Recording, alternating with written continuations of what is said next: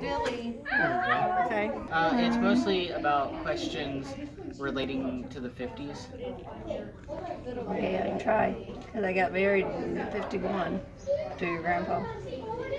Sherry was born, Carolyn was born in 52, and Sherry was born in 53.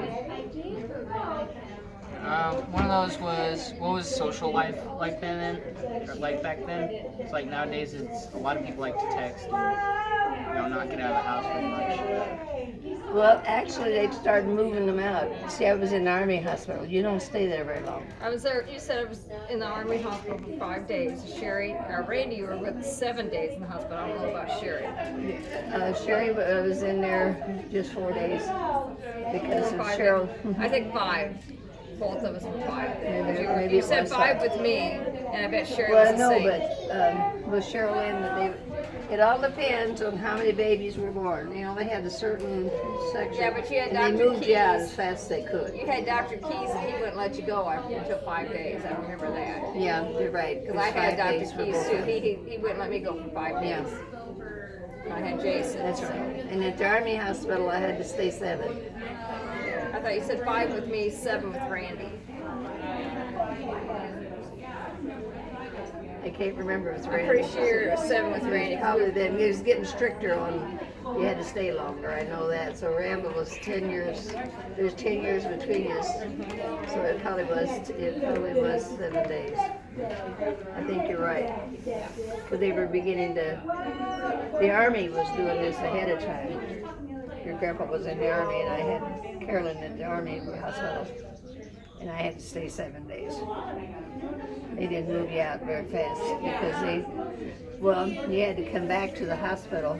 If you had to come back, you had to catch. I had to catch 2 buses, or trains, or trolleys, to get to the hospital. Okay, unless Grandpa drove me.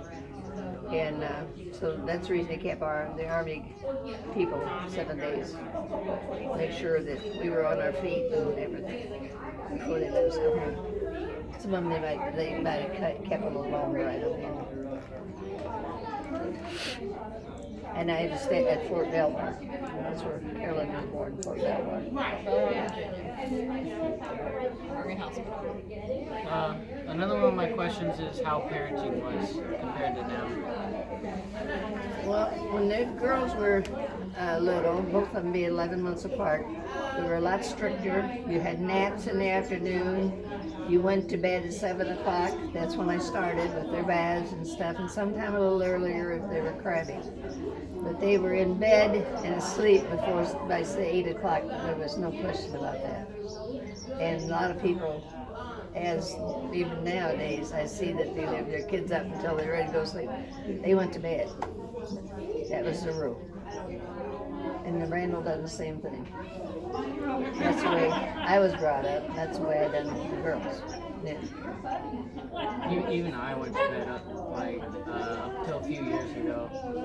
When I started getting older, I would have to go to bed at a certain time, not when I just You know. It was a rule. It was a good one because they were, their kids are much healthier and they're better.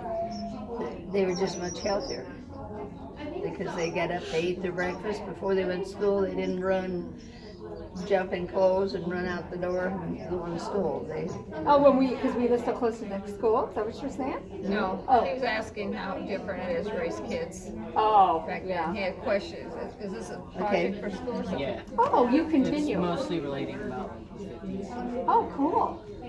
Well, I'm not that old. I Yeah. can't relate, honey. Whatever. I'm trying to be smart aleck. I was born in 1953. So, yeah.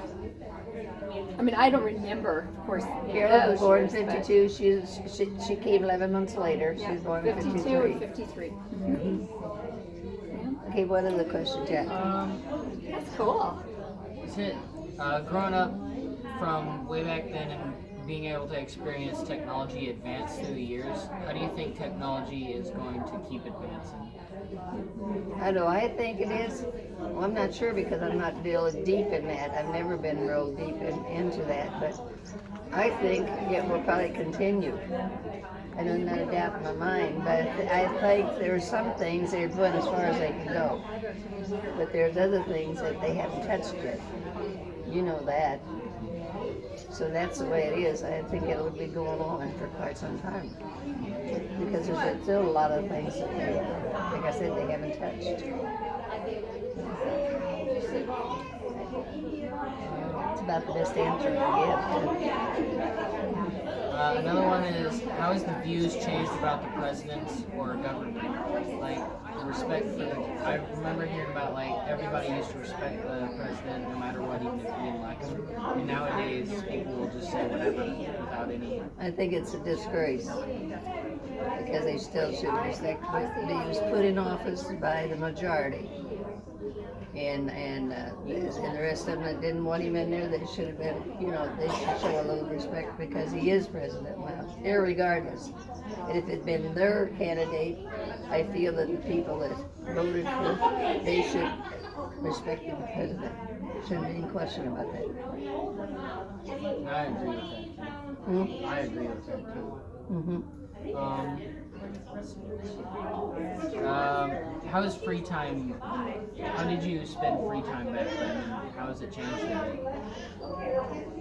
Well, it hasn't changed a whole lot, but when the girls were growing up, I had them, they were 11 months apart. I was busy all the time. I'm either washing or hanging clothes out or doing dishes or something when your kids are growing up. Once they grow up, then everything changes because you no longer, you have to start teaching them. You should start as soon as they start walking, you start teaching. And not whipping or anything like that. Teach means just like in school, you're teaching your kid. You're teaching them to go to the pot. You're teaching them to eat their meal at the table without throwing food on the floor or on the table.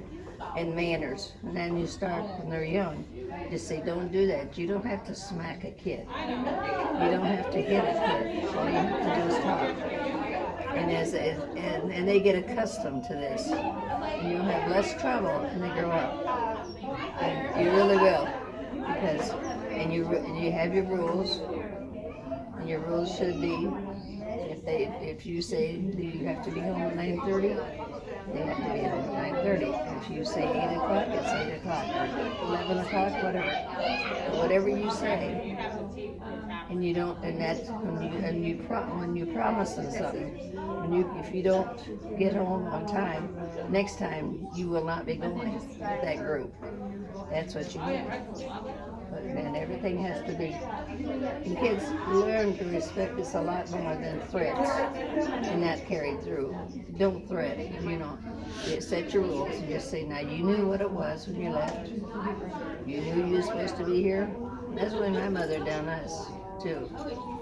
And if I was supposed to be home at 11 o'clock, and if I seen I was going to be late, I called and said, I missed the bus, I'll be on the next one.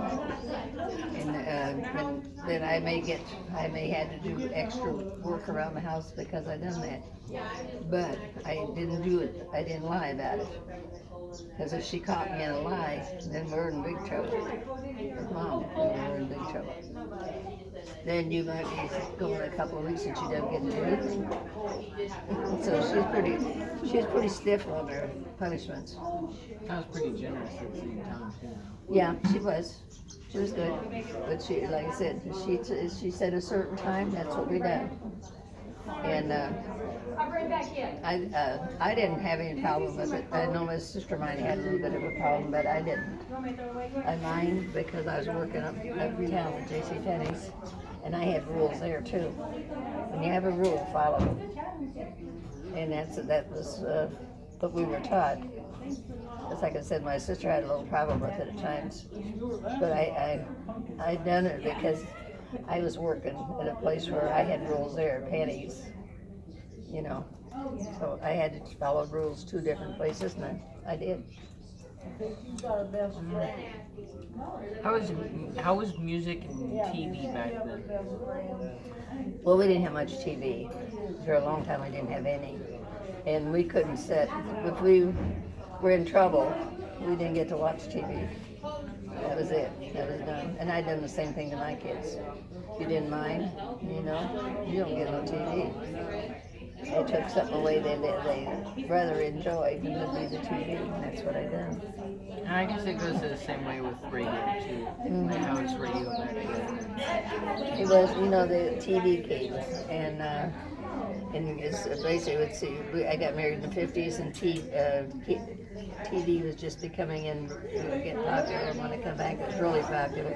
So we really didn't have the radio on that much, really. We didn't unless we was in the car. That's about the extent of it. How did kids behave back then compared to today? Like I know you talked about how you taught them and all that, but how were they more behaved? Well, if I said you better you be home at 9:30, they were there. Because the punishment was you not be going anywhere for a month. And that wasn't tomorrow. You have to stay home. It was a month. It was pretty stiff, and they were there. Cheryl Ann, I think, is the only one that ever missed. Carolyn didn't miss. She never did. I don't see her missing. No, she was on time.